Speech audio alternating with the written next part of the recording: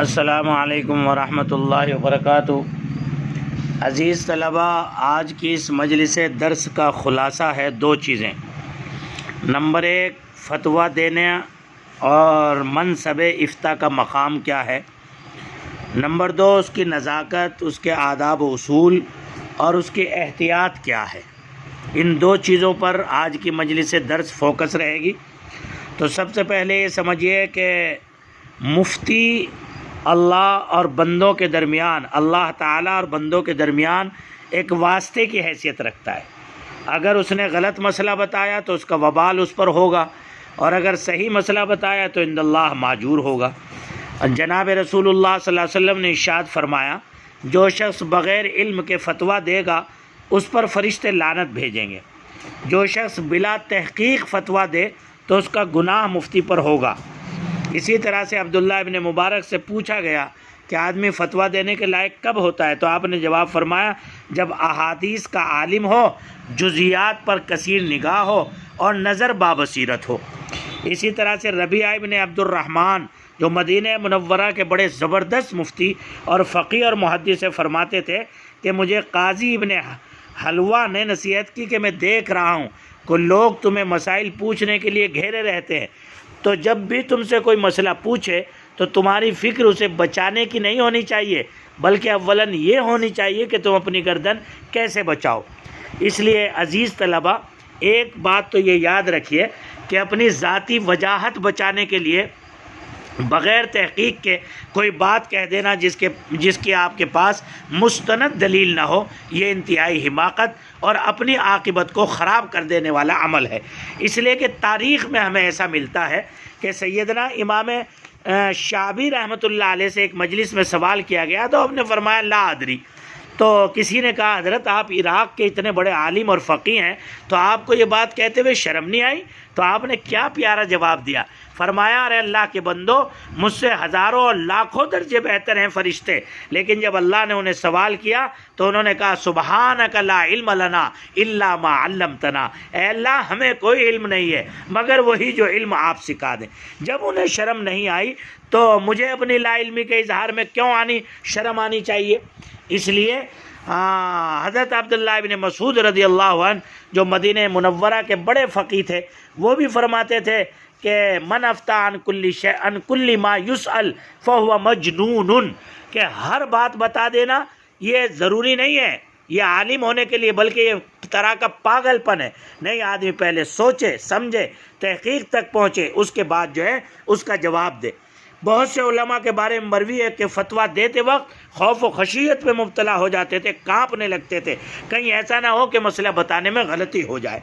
इसलिए भाई उस पर ज़्यादा जसारत नहीं करनी चाहिए, अलबत्ता जो है एहतियात और जुज़ियात और जो है उस पर गहरी निगाह रख कर उसके दलील और उसके माहसल तक पहुँच कर ही फ़तवा देने की जुर्रत करनी चाहिए।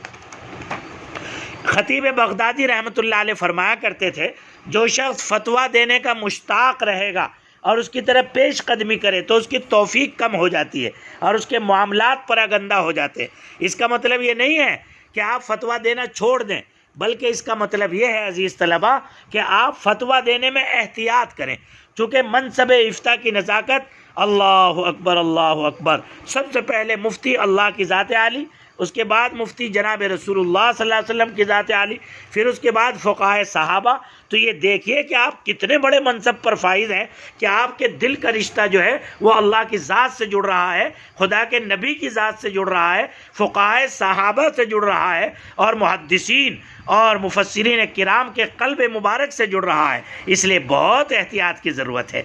ये तो मनसब हुआ, मकाम हुआ, बिल्कुल गफलत नहीं होनी चाहिए, लाउबालीपन ना हो, जो चाहे बता दिया मुँह उठाकर, नहीं। अज़ीज़ तलबा, इस बात का एहतियात रखिए। आप ये बताइए कि मैं इंशाअल्लाह इसको देख कर बताऊँगा किताब में, इसमें आपका वक़ार बढ़ेगा, लेकिन आपने सड़क पे खड़े खड़े और जो चाहा कह दिया और बाद में उसमें पशेमानी हुई, वो बात बिल्कुल मुनासिब नहीं है। इसलिए हत्तल इम्कान इसमें नज़ाकत को समझिए, एहतियात कीजिए। अब मैं आपके सामने चंद चीज़ें सिर्फ ये बताऊंगा कि फ़ुक़हा किराम ने हज़रात मशाइख मुतक़द्दिमीन व मुताख़िरीन की बड़ी बड़ी किताबों में फतवा देने के जो आदाब हैं वो क्या है। तो नंबर 1, इसके मनसब का ख्याल रखें कि ये बहुत अजीम मनसब है। नंबर 2, मुफ्ती वरा व तकवा, दियानत व अमानत और अखलाक फाजिला से मुत्तसिफ हो, दुनिया से बेरग़बत हो, अपनी ज़ाती ज़िंदगी में मासी और मुनकरात से अपने आप को बचाए। नंबर 3, मुफ्ती के शराइत और औसाफ ये हैं कि आकिल बालिग हो, दर्जे सकाहत पर फाइज हो, मुनकरात और मासी से पूरी तरह इज्तनाब करे, बद अखलाक़ी न बरते और फ़िक़ही तबीयत और मुताले की कसरत और मानूसियत उसके अंदर हो, ज़्यादा मुतासिर मिजाज ना हो कि ज़रा सी किसी से बात हुई, तबीयत पर असर हो गया, लिखना चाह रहा था कुछ लिख दिया कुछ, इसलिए तबीयत को मुस्तकीम मिजाज बनाए। नंबर 4, सवाल अच्छी तरह पढ़े। अगर कोई बात समझ में नहीं आ रही है तो जवाब देने से पहले सवाल की वजाहत मुस्तफ्ती से यानी सवाल करने वाले से कर ले। नंबर 5, सवाल के बीच में अगर जगह कहीं खाली हो तो क्या करे, ये एक सवाल है।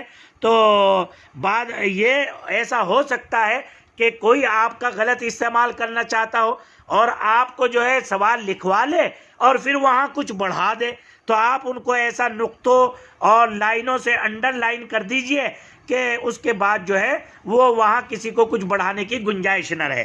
नंबर 6, फितना अगर हो रहा है तो मुफ्ती को मालूम हो जाए कि इस्तफ्ते का जवाब साइल की गरज के मुआफिक नहीं और वो उसे किसी हालत में तस्लीम नहीं करेगा, और उसके अलावा किसी और वजह की बिना पर वो ये समझे कि फतवे की तहरीर फितना अंगेज़ी जो है बाइस हो सकती है, तो उसे चाहिए कि मुस्तफ्ती सिर्फ ज़बानी गुफ्तगू पर इक्तिफ़ा करे, तहरीर किसी के हाथ में ना दे, कहीं ऐसा ना हो कि वो तहरीर उसी के ख़िलाफ़ इस्तेमाल हो। नंबर 4, तरतीब इस्तिफ्ता का लिहाज रखे, यानी जब मुफ्ती के पास मुतअद्दिद इस्तीफ़ा जमा हो जाए तो आमद की तरतीब से पहले जो सबसे पहले उसे लिख के या के बाद दीगरे जो तरतीब हो 1 बाय 1 उसको लिखे। नंबर 8, जवाब लिखने की इब्तिदा और इंतहा कैसे करे। मुनासिब है कि फतवा लिखने से पहले तावुज़ व तस्मिया या हम्द व सलाह बिस्मिल्लाहि सुब्हानहु व तआला या बिस्मिही सुब्हानहु व तआला बिहम्दिल्लाहि व सलाह या ला हौला वला कुव्वता इल्ला बिल्लाह, और ये दुआ रब्बी इश्रह ली सदरी ये भी पढ़ ले। कागज़ की दाईं जानिब से फतवा लिखना शुरू करे, सबसे पहले बिस्मिल्लाहिर्रहमानिर्रहीम, तस्मिया के बाद व बिल्लाहि तौफीक हामिदम व मुसल्लिया, ये अंदाज के अल्फाज इस्तेमाल करे। जवाब के ख़त्म पर फ़कत इतना लिखे अल्लाह ताला आलम और वल्लाहुल मुवफ़्फ़िक़ व बिल्लाहि तौफ़ीक़, ये अल्फाज इस्तेमाल करें। आखिर में अपने दस्तखत लिखे, दस्तखत के नीचे तारीख़ और फतवा नंबर ज़रूर तहरीर करें। नंबर 5, तफसील तलब मसले का जवाब कैसे लिखे, बल्कि बेहतर है कि साइल से मालूम करे कि उसको क्या सूरत पेश आई है, फिर नए कागज़ पर असर नौ सूरत मसला लिखवा कर जवाब लिखे। नंबर सूरत वाक़या अगर का जवाब, अगर मुफ्ती के सामने कोई ऐसा इस्तिफ्ता है जिसकी हकीकत वाक़या का इल्म मुफ्ती को हो मगर वो बात इस्तिफ्ता में न लिखी गई हो, तो मुनासिब है कि वो इस इस्तिफ्ता का जवाब न दे बल्कि वाक़ये की तहकीक करे। इसी तरह से आम लोगों के इस्तिफ्ता के जवाब में ये न लिखा जाए कि मसले में इख्तिलाफ है या उसमें 2 कौल हैं या उसमें 2 रिवायतें हैं, बल्कि जो भी आप जवाब दे रहे हैं अजीज़ तलबा वो कतई जवाब होना चाहिए। आप अगर आवाम को इख्तिलाफ में डाल देंगे तो आपका जवाब कोई हासिल नहीं हो पाएगा। 12वीं बात यह है आदाब इफ्ता में कि फ़तवे की इबारत वाज़ेह, फसीह और सही हो जिसे आम लोग समझ सके। जवाब की तहरीर न बहुत बारीक हो न बहुत ज़्यादा जली, बल्कि ऐसा साफ लिखेगा अगर हम कम पढ़ा लिखा भी उसे मजलिस में सुनाना चाहे तो सुना सके। जवाब मुख्तसर हो, ज़्यादा लंबी चौड़ी वजाहतें, बहुत ज़्यादा लंबे हवाले न दीजिए। जो बात है सूरत हाल अपने अल्फाज में किताबों से समझकर कुतुब फतावा से और अपने मजमून में डालकर उसको लिख दीजिए और हवाला उन किताबों का दे दीजिए। जवाब में दलील लिखने से मुताल्लिक क्या हमारे अकाबिर का रहा। अगर मुफ्ती खुद इस दर्जे का ना हो कि लोग उसकी बात को बिला दलील मान लेते हैं तो उसे अपने हर फतवे में दलाइल लिखने और जुज़ियात नकल करने का इल्तिज़ाम करना चाहिए। झगड़ों में मुफ्ती बिल्कुल ना पड़े। मुआरिज़ और मुआनिद जो आपका है उसको बिल्कुल आप जवाब न दें। भाई बड़े हजरात से रुजू कर लें। आप किन हालतों में फतवा नहीं देना चाहिए ध्यान रखिए। जब दिल परेशान हो माजरत कर दीजिए, तभी इत्मीनान ना हो, तकलीफ़ या गम का मौका हो, गुस्सा, भूख, प्यास, ऊँग, सख्त गर्मी या बोलो बराज की हाजत हो, ऐसी हालत में फतवा न दे जिसमें दिल यकसू ना हो।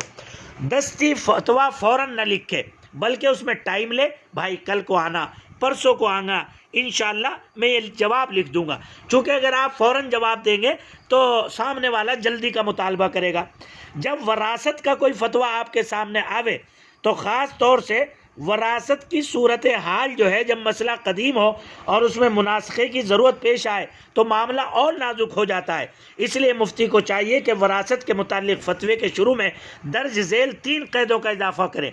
नंबर 1, बर तकदीर सेहत बाद अदाए हुकूक मुतकद्दिमा अलल इर्स, ये जवाब है।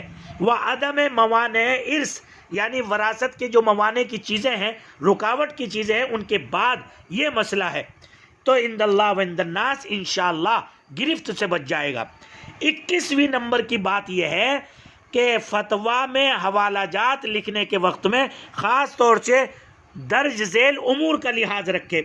जिस किताब का हवाला या इबारत नकल की जाए उसका सफ़ा नंबर और मतबा भी लिख दे।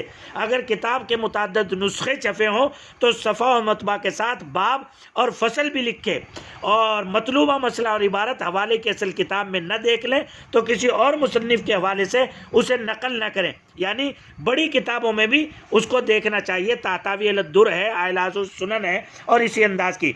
22 नंबर, अगर सवाल के कागज़ पर पूरा जवाब ना आए तो पिछला जो हिस्सा खाली है उस पर जवाब लिख के, जब पिछला हिस्सा भी भर जाए तो अब नए कागज़ का इस्तेमाल करें, यानी उसकी जो पुष्ट है।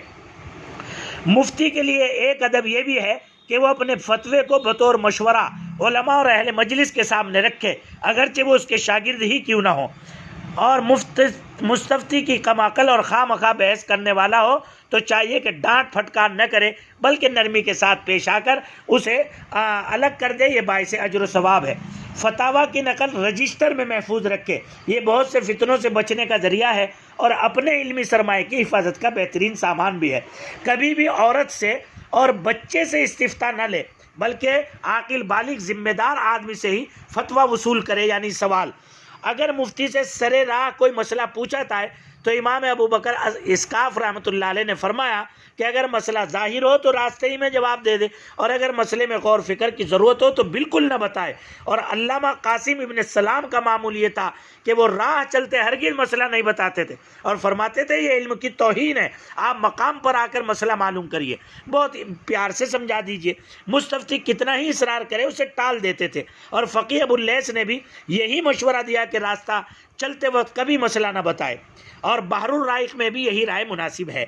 इसलिए मेरे अजीज़ तलबा, ये मैंने चंद बातें जो अपने बुज़ुर्गों से और अपने बड़ी कदीम किताबों से जो एक नोट के तौर पर तैयार किया, अल्लाह जज़ाए खैर दे उन तमाम मुफ्तियान किराम को जो इस वक्त में हिंदुस्तान के बड़े बड़े मदारिस इस्लामिया, मदरसा शाही है, दारुल उलूम देवबंद है, मज़ाहिर है, जो इन में हजरात हमारे सरमाया बसीरत हैं और हमारे गोया के मान और जो है शान है, उन हजरात ने जो एक मेहनत करके निज़ाम बनाया है। और अल बहरुर राइक़ है, किताबुल क़ज़ा है, फ़स्ल आदाबिल फ़तवा है, इसी तरह से इमाम नववी की शरह मुहज़्ज़ब है, आदाब इफ्ता व इस्तिफ्ता है। इन सब को आप बगौर मुताला करेंगे तो इंशाअल्लाह ये तमाम उसूल जो मैंने आपको बताए इन सब की तायीद होगी। इसलिए अल्लाह के वास्ते मैंने इतनी मेहनत के साथ आप तक ये मालूमात पहुँचाई, आप इस पर तवज्जो के साथ सुनिए, इन नोट्स कीजिए इनको, और जब आप इससे मनसब पर फाइज हों तो इन तमाम आदाब का लिहाज रखिए। और इस बेकारा इल्म अमल और नाकारा इल्म अमल को जो है ख़ास अपनी दुआओं में याद रखिए।